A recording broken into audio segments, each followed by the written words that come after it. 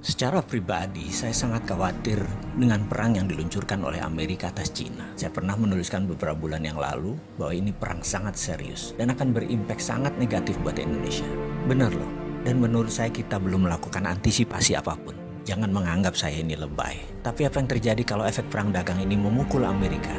Atau dengan kata lain, Amerika yang kalah. Amerika yang merasa sebagai New World Order mendapat tantangan dari pasukan kuning Cina. Dan kalau Amerika sampai kalah, dunia berubah kutubnya. Bergeser centrum of gravitatis kalau bahasa intelijennya. Dan kita bisa lihat apa yang terjadi jika nanti benar ramalan saya ini terjadi.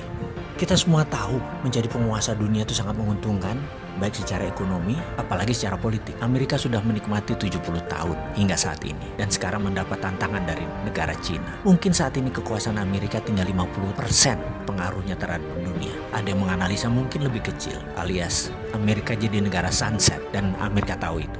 Amerika panik. Saya pernah menulis bahwa Roma, Bizantium, dan Konstantinopel menguasai dunia hampir 1000 tahun. Dalam 1000 tahun itu, Roma ditantang 8 kali oleh kaum barbar versi Roma. Namun akhirnya tumbang juga oleh Genseric. Ini tidak usah saya ceritakan kali ini, tapi saya tulis lengkap di buku hitam. Jangan pernah berkata saya tidak pernah memperingati Anda. Kita balik ke cerita tentang Amerika dan perang dagang dengan Cina. Sekarang belum 100 tahun Amerika sudah mendapatkan tantangan super hebat yang Amerika tidak pernah bayangkan sebelumnya. Secara militer, mungkin Amerika masih mendominasi. Namun secara teknologi, Cina sudah menyamai. Secara perdagangan, Cina sudah menguasai dunia. Secara logistik dan distribusi, Cina yang menang. Uang, Wall Street, Cina punya sendiri. Cina punya Hudsonian New Economic Model. Kalau sosial media atau informasi, apakah Amerika yang pemenangnya? Mungkin di dunia ya saat ini. Tapi di Cina, Amerika tidak bisa sentuh sama sekali. Coba perhatikan list di bawah ini. Cina punya Baidu, yaitu Google-nya Cina. Cina punya Alibaba, yaitu Amazon-nya Cina. Cina punya Didi Sucing, Uber-nya Cina. Weibo adalah Twitter-nya Cina. Renren adalah Facebook-nya Cina. WeChat adalah WA-nya Cina. Youku adalah YouTube-nya Cina. QQ adalah Gmail-nya Cina. Dia sudah lengkap untuk mengantisipasi semua hal yang Amerika unggul kesannya secara teknologi atau sosial media. Bahkan ketika perang teknologi dilancarkan oleh Trump, setelah 5 kali serang Cina dengan tarif barang Cina dinaikkan 25%. Kemudian Trump melarang Android untuk dipakai Huawei. Apa yang terjadi?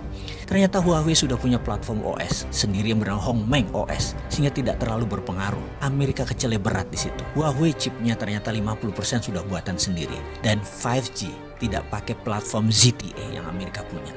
Di sisi bisnis, Huawei sudah dipakai sebagai platform operator telekomunikasi di 100 negara di dunia ini yang membuat Huawei tetap beroperasi sebagai penyedia alat telekomunikasi dunia. Bayangkan, ketika 100 negara tersebut memakai 5G tahun depan ya, apa yang terjadi dengan Amerika? Amerika bisa hilang. Amerika bisa menjadi negara mediocre. Dan itu dimulai tahun depan, tahun 2020. Prediksi saya, yang mudah-mudahan kali ini salah, Amerika akan mengalami inflasi besar di tahun 2020. Di sisi lain, tahun itu juga tahun politik di Amerika. Trump pasti habis-habisan akan berjuang untuk jabatan kedua kalinya yang akan membuatnya semakin tidak terkendali memblok barang-barang Cina, yang akan membuat harga retail di Amerika naik 25% karena ketergantungan akan produk Cina di Amerika sudah lebih dari 40%.